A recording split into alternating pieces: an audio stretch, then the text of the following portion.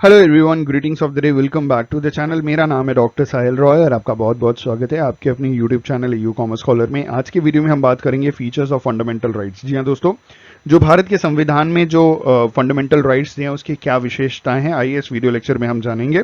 Channel पे नए हैं प्लीज सब्सक्राइब कर लीजिए और वीडियो से कुछ सीखने को मिले तो लाइक जरूर कीजिएगा। आइए शुरुआत करते हैं। फीचर्स ऑफ फंडामेंटल राइट्स में सबसे पहली बात कही जा रही है कि जो फंडामेंटल राइट्स है ये ऑर्डिनरी लीगल राइट्स के कंपैरिजन में अलग है, डिफरेंट है। कैसे डिफरेंट है? In the manner in which they are enforced. जिस हिसाब से फंडामेंटल राइट्स को लागू किया जाता है और ऑर्डिनरी लीगल राइट्स को लागू किया जाता है, दोनों में बहुत अंतर हो जाता है। ठीक है, दोनों के लागू करने का तरीका अलग होता है। यही एक मेजर डिफरेंस है फंडामेंटल राइट्स और ऑर्डिनरी लीगल राइट्स में। ठीक है, आगे कहा जा रहा है कि अगर कोई लीगल राइट जो है वो अगर वायलेट होता है, वायलेट का मतलब होता है अगर उसका उल्लंघन होता है, तो जो अग्रीव्ड पर्सन है, पार्टी है, ठीक है, वो डायरेक्टली सुप्रीम कोर्ट नहीं जा सकता बिना लोअर कोर्ट जाए। ठीक है, उसे सबसे पहले अप्रोच करना पड़ेगा लोअर कोर्ट्स में, वो फिर हाई कोर्ट में जा सकते हैं, उसके बाद लास्ट में सुप्रीम कोर्ट में जा सकते हैं। लेकिन फंडामेंटल राइट्स में अगर कोई वायोलेशन है तो आप डायरेक्टली हाई कोर्ट या सुप्रीम कोर्ट को आप क्या कर सकते हैं, आप वहां जा सकते हैं, उनको अप्रोच कर सकते हैं। ठीक है, आगे कहा जा रहा है कि कुछ फंडामेंटल राइट्स जो हैं वो सारे के सारे नागरिक लोग, जितने भी सिटीजन्स हैं ना, उन सबके लिए अवेलेबल हैं। लेकिन इन्होंने कहा कुछ फंडामेंटल राइट्स की बात की जा रही है कि वो सारे नागरिकों के लिए है, लेकिन while the rest are for all the persons, that is citizens and foreigners. जो फंडामेंटल राइट्स है वो कुछ नागरिकों के लिए है, लेकिन बाकी जो राइट्स है वो सिटीजन्स के साथ साथ फॉरेनर्स के लिए भी बराबरी तौर पे लागू होता है। तो फंडामेंटल राइट्स आपके देश के वासियों के लिए है और उसको छोड़ करके बाकी के जो राइट्स हैं वो आपके देश के लोगों के लिए भी हैं और विदेशी लोगों के लिए भी हैं जो आपके देश में रह करके काम कर रहे हैं या रह रहे हैं। ठीक है, अगला पॉइंट है कि जो फंडामेंटल राइट्स है वो एब्सोल्यूट नहीं है, पूर्ण अधिकार नहीं है। जो फंडामेंटल राइट्स होता है वो पूर्ण अधिकार नहीं होता, वो हमेशा के लिए नहीं होता। They have reasonable restrictions which means that they are subject to the conditions of state security. उसके ऊपर कुछ रिस्ट्रिक्शंस हैं और उसकी जो कंडीशन है वो ये है कि वो स्टेट सिक्योरिटी के ऊपर है, पब्लिक मोरालिटी के ऊपर है, डिसेंसी के ऊपर है, friendly relations with foreign countries के ऊपर है। ठीक है, जब तक ये कंडीशंस है तब तक वो ठीक है, लेकिन अगर इन सारी चीज जैसे देश की सिक्योरिटी के ऊपर कोई चीज आती है तो फंडामेंटल राइट्स आपसे लिया जा सकता है। पब्लिक मोरालिटी के ऊपर अगर कोई चीज आती है, डिसेंसी या friendly relations with foreign countries के ऊपर कोई चीज आती है, तो आपसे आपके फंडामेंटल राइट्स कुछ समय के लिए लिए जा सकते हैं ताकि सिचुएशन खराब ना हो, चीजों को नॉर्मलाइज रखा जाए। ठीक है, आगे इन्होंने बोला कि दे आर जस्टिसेबल। जस्टिसेबल का मतलब होता है कि capable of being decided by legal principles और by a code of justice. तो ये जो फंडामेंटल राइट्स हैं ये सारे के सारे जस्टिसेबल हैं। ठीक है, कि they are being decided by legal principles और by a court of justice. आगे इन्होंने कहा कि implying they are enforceable by courts. ठीक है, पीपल जो है वो सुप्रीम कोर्ट डायरेक्टली अप्रोच कर सकते हैं in case of violation of fundamental rights. जैसे मैंने आपको पहले बताया था कि अगर फंडामेंटल राइट्स का वायोलेशन होता है तो लोग डायरेक्टली, मतलब जो पीपल हैं वो डायरेक्टली सुप्रीम कोर्ट अप्रोच कर सकते हैं। आगे कहा जा रहा है कि जो फंडामेंटल राइट्स है उसे अमेंड किया जा सकता है पार्लियामेंट द्वारा बाय द कॉन्स्टिट्यूशन अमेंडमेंट। जो संविधान का जो अमेंडमेंट होता है ना, उसको अमेंड करके हम फंडामेंटल राइट्स को क्या कर सकते हैं, अमेंड कर सकते हैं, but only if the amendment does not alter the basic structure of constitution. तभी किया जा, इसमें भी कंडीशन है कि तभी किया जा सकता है कि जो संविधान का जो बेसिक स्ट्रक्चर है हमारे संविधान का, ठीक है, उसमें कोई तब्दीली नहीं आनी चाहिए, उसमें कोई ऑल्टरेशन नहीं होना चाहिए।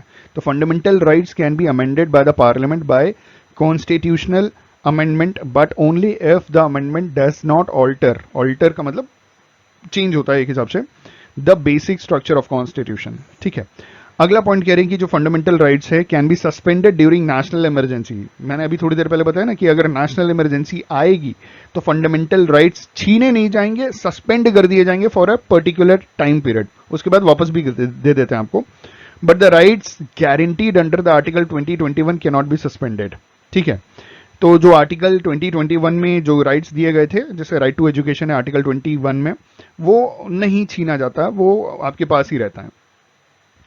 आगे कह रहे हैं जो एप्लीकेशन है of fundamental rights can be restricted in an area which has been placed under the martial law और मिलिट्री रूल। तो जिस एरिया के अंदर मिलिट्री रूल आ जाता है वहां पे फंडामेंटल राइट्स को क्या किया जाता है, आपसे ले लिया जाता है। ठीक है, जैसे एग्जांपल के तौर पे मान लीजिए कहीं पे दंगे हो रहे हैं और वहाँ पे मान लीजिए मिलिट्री आ गई, क्योंकि नॉर्मल लोगों से या पुलिस से सिचुएशन या पैरामिलिट्री से वो सिचुएशन मतलब कंट्रोल में नहीं आ रही है, तो आर्मी को बुलाया जाता है। तो जब ये उस पर्टिकुलर एरिया में जब मिलिट्री रूल लग जाता है, जब तक आर्मी वाले आते हैं, जब तक सिचुएशन नॉर्मल नहीं हो जाती, तब तक आपसे फंडामेंटल राइट्स आपसे ले लिए जाते हैं, ताकि सिचुएशन को कंट्रोल में किया जा सके। जिस मोमेंट पे चीजें कंट्रोल होने लगती है, आर्मी हट जाती है, आपके सारे फंडामेंटल राइट्स आपको वापस मिल जाते हैं। ठीक है,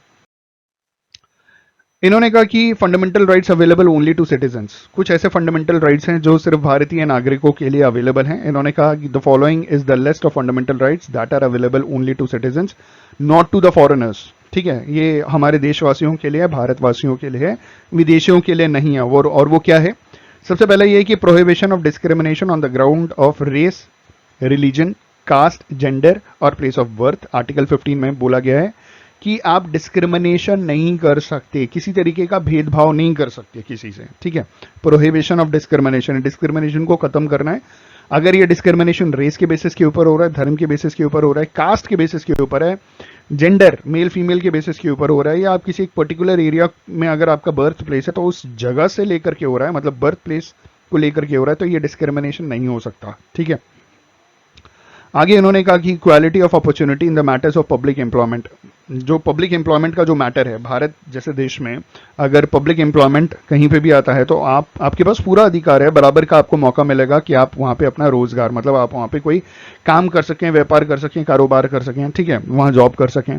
ये ऐसा कोई नियम कानून नहीं है कहीं किसी आर्टिकल में लिखा है कि आप से ऐसा कोई डिस्क्रिमिनेशन किया जाएगा कि आप किसी जगह पे अप्लाई नहीं कर सकते। आप जब भी जॉब वॉब वैकेंसी आती है, आपने देखा होगा सरकारी नौकरी आती है तो भारत के हर कोने से लोग अप्लाई करते हैं, क्योंकि उनके पास बराबरी का ये फंडामेंटल राइट है। अगला इन्होंने कहा कि protection of freedom of article 19।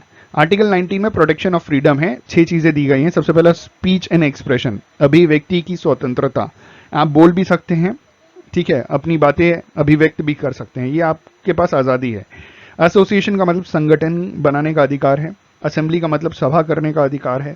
Movement का मतलब संचरण, मतलब भ्रमण करने का अधिकार है कि आप अपने देश में कहीं पे भी आप ट्रैवल कर सकते हैं। रेसिडेंस का अधिकार है, मतलब निवास करने या बस जाने का अधिकार आपके पास है। पॉइंट नंबर 6 इज प्रोफेशन, मतलब व्यापार या कारोबार करने का अधिकार। ये तो सारे अधिकार आपके पास हैं। ये 6 अधिकार जो आर्टिकल 19 में दिए गए सब हैं आपके पास। इसका प्रोटेक्शन। अगला है protection of the culture, language and script of minorities, article 29। Article 29 में जो कहा गया है कि आप अपने कल्चर को आप प्रोटेक्ट कर सकते हैं, अपने भाषा को आप प्रोटेक्ट कर सकते हैं। ठीक है, और जो भी आपकी माइनॉरिटीज की स्क्रिप्ट है आप उसको प्रोटेक्ट कर सकते हैं।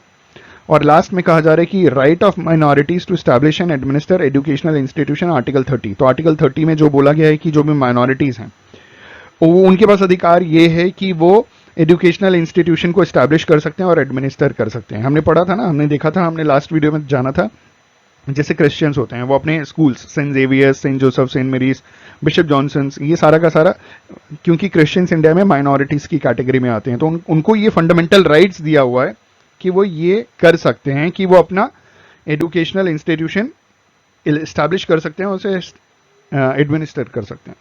आई होप एंड बिलीव कि आपको आइडिया लग गया होगा कि भाई फंडामेंटल राइट्स के बेसिक क्या फीचर्स होते हैं। On this note, thank you so much for watching this video. Have a good day.